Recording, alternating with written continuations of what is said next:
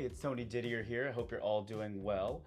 Greetings from my office here, where I'm going to be doing some semi-regular videos on things I see in the real estate industry, things that'll help our agents, but also things I think that the general public should know, especially as you enter into potential real estate transactions in your life. It's a big moment. A lot can go wrong. Trust me, I see it every day. So I think it grants me a unique perspective that I can share. And lately, something I've been seeing coming up that I'd like to discuss is keeping possession of a home after closing. This is fairly common. It helps people coordinate their moves, especially on the seller side. They may be needing to close on selling their home to take the proceeds, the money they earned from selling their house, to make a down payment on their next house. And they may like to have possession of their home to move into their new house after they've closed and got possession of that home. So they can move their things in, which is what possession essentially means. You can close on the house and pay for it and own it, but when you get the keys and can move in is when you get possession. So luckily in Indiana, we all mostly operate off a standard offer or purchase agreement that is written by attorneys and used by the Indiana Association of Realtors. So your realtor has access to this form, and on page 3 is where it handles possession.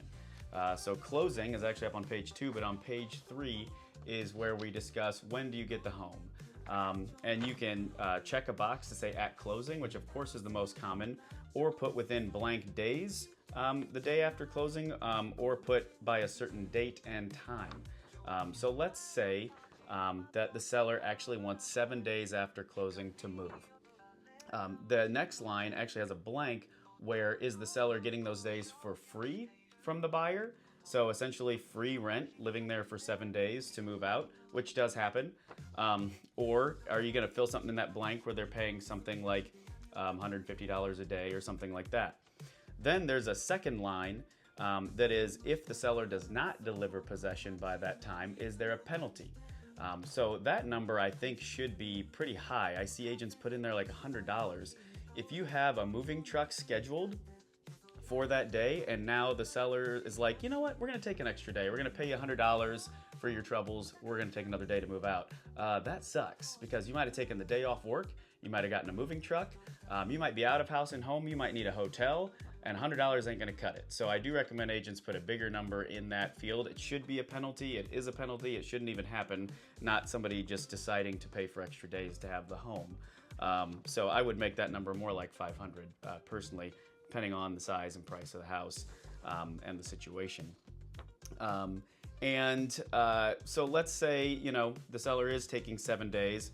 This is a newer form in the last 2 years. There is now what is called the post-closing possession agreement.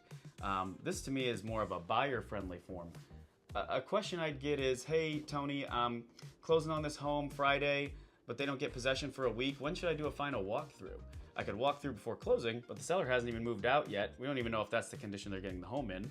Or you could walk through after closing when the seller's hopefully moved out in a week, but you've already closed. If something is bad or missing or wrong or broken or dirty, you have no recourse. You've already bought the home. It's yours now. So the purchase agreement covers, what kind of quality the home is in. The seller maintains the property in as good or better condition as when they first saw it. But it doesn't cover what happens if they don't, where this post-closing possession agreement includes a security deposit. So if I'm a buyer and my realtor's writing up an offer and I'm giving the seller a week to live there, even for free, I'm going to require them to hold a security deposit, withhold it from their proceeds at closing. So let's say $1,000. So you could write in this post-closing possession agreement that we're going to have the seller withhold $1,000 with, I usually put in the further conditions who's holding that. I would say the title company if they're willing to do it.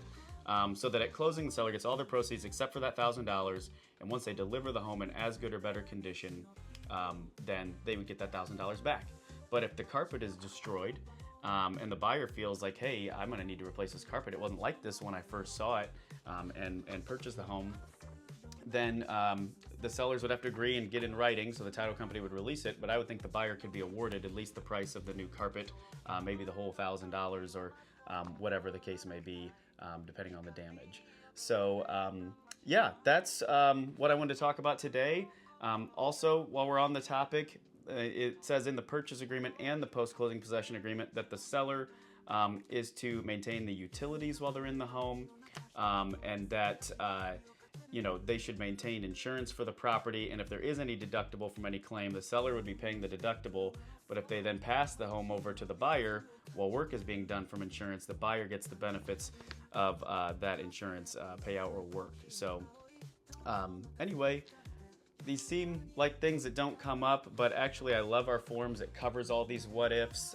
If your agent understands the forms, you're in good shape. But make sure if you're offering a seller possession after closing, use that newer form, the post-closing possession agreement, so you have some recourse if the home isn't in the shape that you hoped it would be.